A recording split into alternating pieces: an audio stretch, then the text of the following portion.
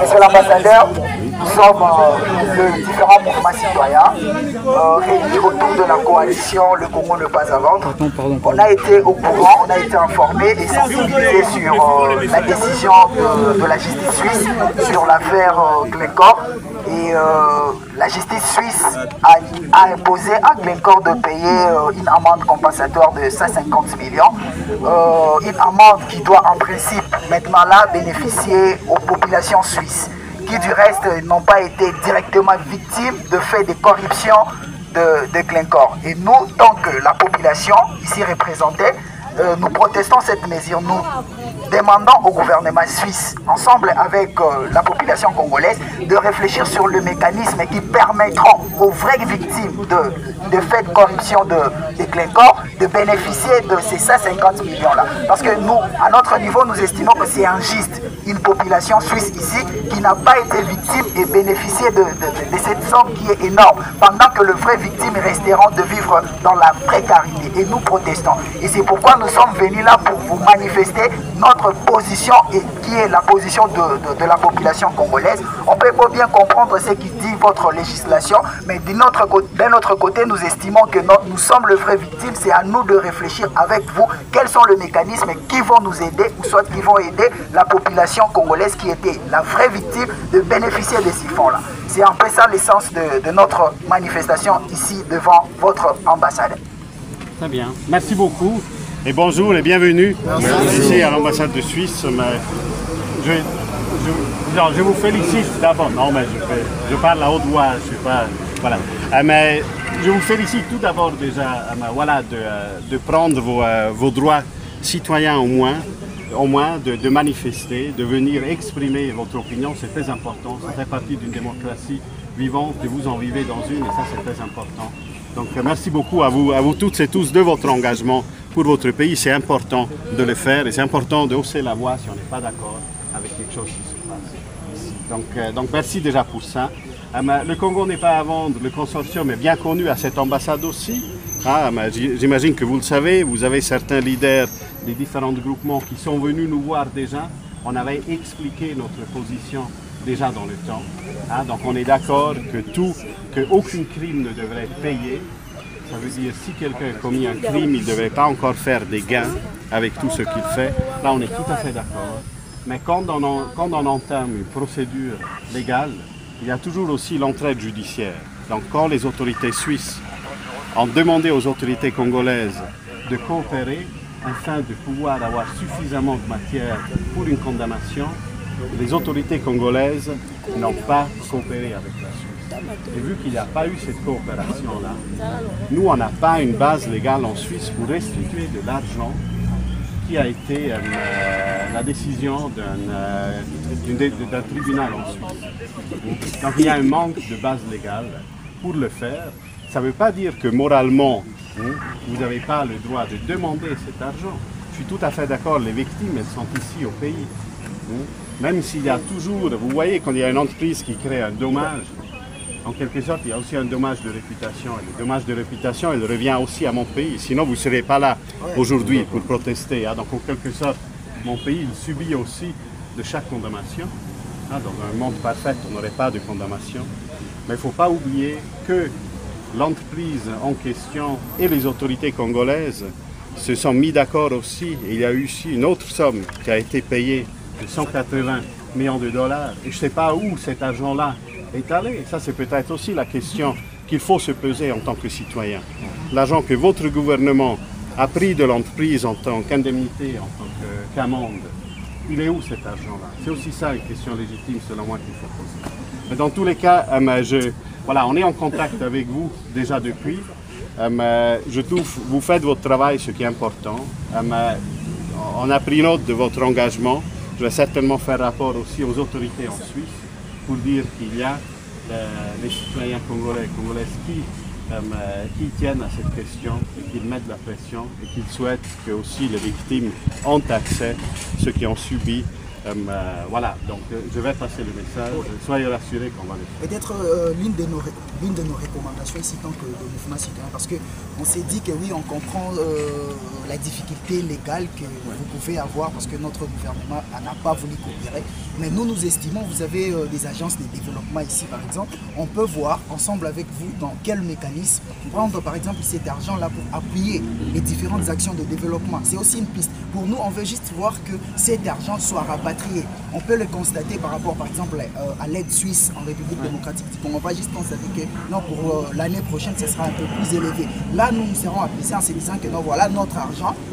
Essayer un peu de renflouer un peu plus à la hausse. C'est ce que nous comprenons. Parce qu'aujourd'hui, là, peut-être, avec le gouvernement, nos agences gouvernementales, ce sera compliqué. Mais une démarche citoyenne de développement communautaire, ça peut marcher. Et voilà aussi l'une de notre propositions que vous pouvez soumettre à votre hiérarchie pour juste aider la population congolaise à bénéficier justement de ces 150 millions-là. Nous comprenons aussi quelquefois les positions controversées de notre gouvernement, mais nous ne voulons pas que la Suisse s'inspire de ça pour faire d'autres choses qui vont handicaper encore la population congolaise.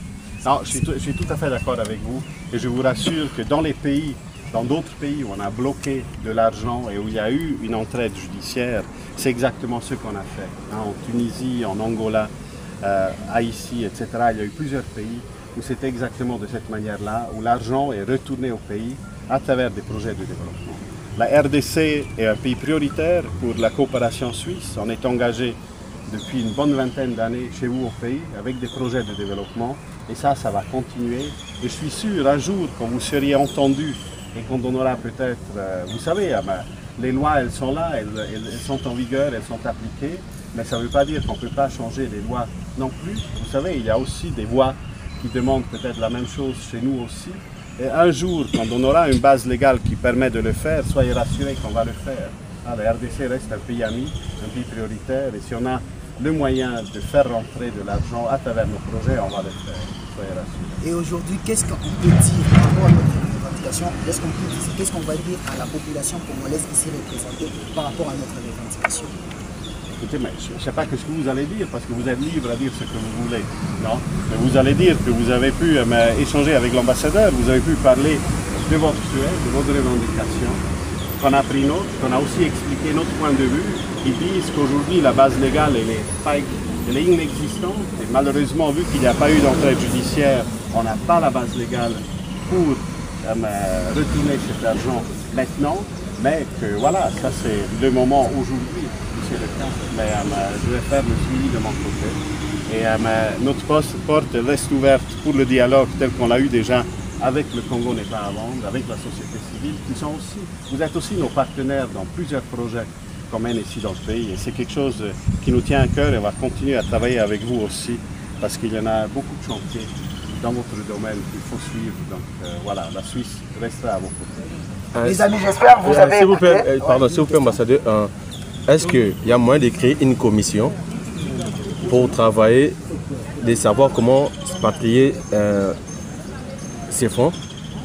Écoutez, il faut d'abord que la Suisse change sa base légale, si on veut dire que ça serait même possible dans des cas où il n'y a pas d'entraide judiciaire. Sinon, ce qu'il faudra faire aussi, c'est de faire un plaidoyer au sein de vos autorités, de les encourager à collaborer avec la Suisse quand il y a la prochaine fois une demande d'entraide judiciaire. Parce que si on travaille ensemble, si les autorités congolaises auraient coopéré avec les autorités suisses, on aurait eu la base légale pour le faire. Donc il y a aussi un plaidoyer à faire ici, au sein des autorités ici. Et en Suisse, si on veut changer la loi, il faut évidemment mobiliser des parlementaires, parce que c'est les parlementaires qui vont préparer les projets de loi en Suisse. Donc ça va faire ça. D'accord. Il y a une question particulière à adresser à monsieur l'ambassadeur. D'accord, merci, monsieur. Merci, monsieur l'ambassadeur. Vous étant que la Suisse, qu'est-ce que vous préconisez au regard de la société civile à travers ce projet que vous souhaiterez lorsque notre argent sera rapatrié? Merci. Écoutez, ouais, c'est très hypothétique. Cette question, j'ai dit, aujourd'hui, on n'a pas la base légale pour le faire. Donc je ne peux pas parler de quelque chose qui, selon l'état des lieux aujourd'hui, ne se ferait pas. Mais les projets où on est actif aujourd'hui, vous savez, vous avez malheureusement 7,2 millions de déplacés internes dans votre pays. Une grande partie de nos fonds aujourd'hui vont dans l'aide humanitaire pour sauver des vies de ces personnes déplacées. Dans les projets de développement, on travaille dans le domaine de la gouvernance, où vous êtes dedans aussi, mais également dans le domaine de la santé et de la formation professionnelle. Je trouve que c'est un endroit qui est créé. Il faut donner une perspective aux jeunes Congolais pour pouvoir insérer le marché du travail. C'est ça la vraie perspective qui donnera aussi du développement au pays. Ça, c'est les trois priorités, gouvernance, santé et formation professionnelle. Et je pense, si on aurait un jour de l'argent à restituer, pour le moment, c'est ça les trois grands axes où ça devrait aller dedans. Je pense évidemment, vu que ça concerne la gouvernance, on essayerait peut-être de travailler encore un tout petit peu plus sur les projets de gouvernance qui nous tiennent à cœur particulièrement. D'accord, merci beaucoup, merci l'ambassadeur. Merci beaucoup de votre engagement, merci beaucoup d'avoir été là, d'avoir aussi manifesté d'une manière paisible devant notre ambassade. Et merci de votre engagement, je vous encourage à le poursuivre. Nos portes sont ouvertes, j'espère vous rencontrer bientôt de nouveau pour discuter aussi des avancements s'il y en a. Et entre-temps, je vous souhaite de bonnes fêtes malgré tout, parce qu'on s'approche de la fin de l'année. Donc j'espère que vous restez en bonne santé avec vos familles et au plaisir de vous revoir en 2027. Merci beaucoup. Merci beaucoup, monsieur Louis. Moi, je suis Gaspard. Voilà, merci. Monsieur. Bonne journée et merci beaucoup. Merci.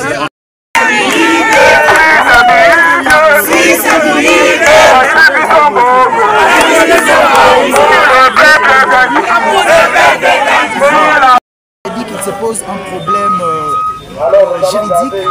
Les lois de leur pays actuellement ne leur permettent pas de rapatrier cette somme-là. Pourquoi? Parce que le même loi dit que pour qu'ils puissent rapatrier, il faut que l'État concerné dans ces enquêtes-là puisse coopérer. Alors, dans les cas précis, notre gouvernement n'avait pas coopéré. Et du coup, ils se sentent dans l'incapacité juridique de rapatrier. Pour eux, c'est une difficulté. Mais non, qu'est-ce que nous pensons que non? Parce que c'est une difficulté de rapatrier ces fonds-là via gouvernement, qu'ils puissent voir avec les agences de développement. La coopération entre la Suisse et la République démocratique du Congo existe. C'est-à-dire qu'on peut réfléchir sur des mécanismes de compensation aux aides humanitaires. Ça, c'est notre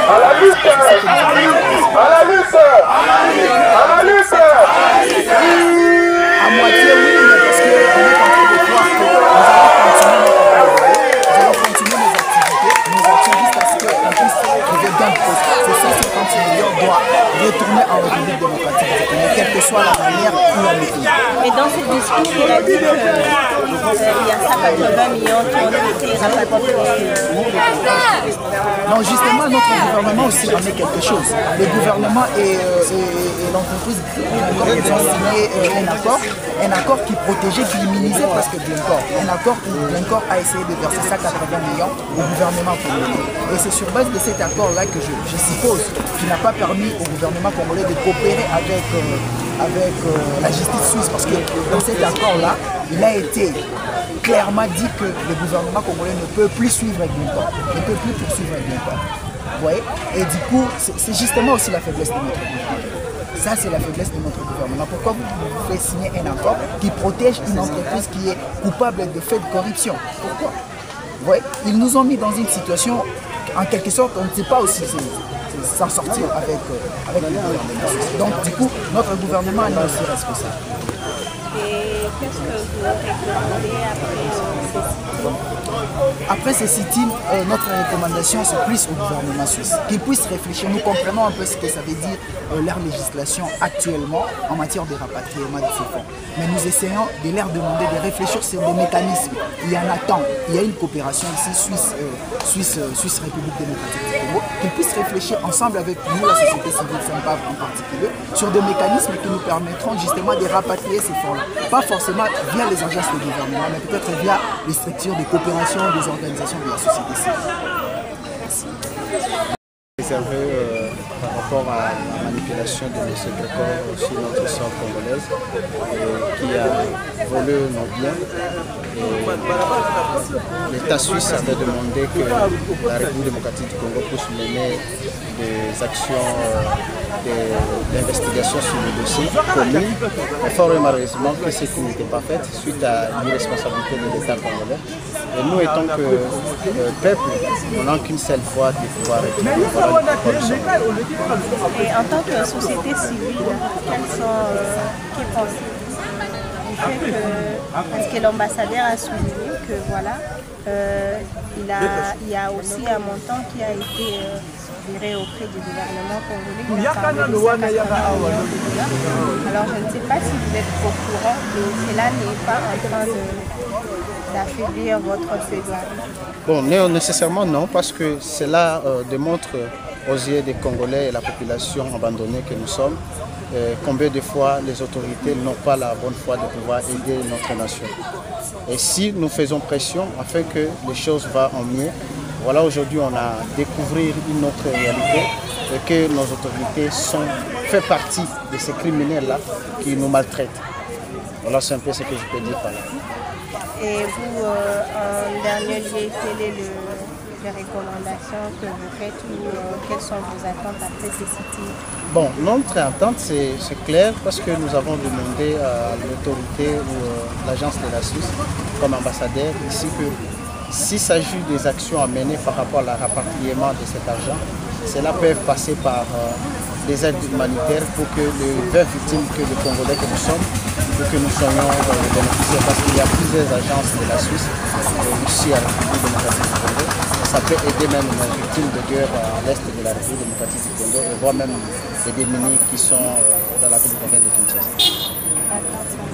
Merci beaucoup.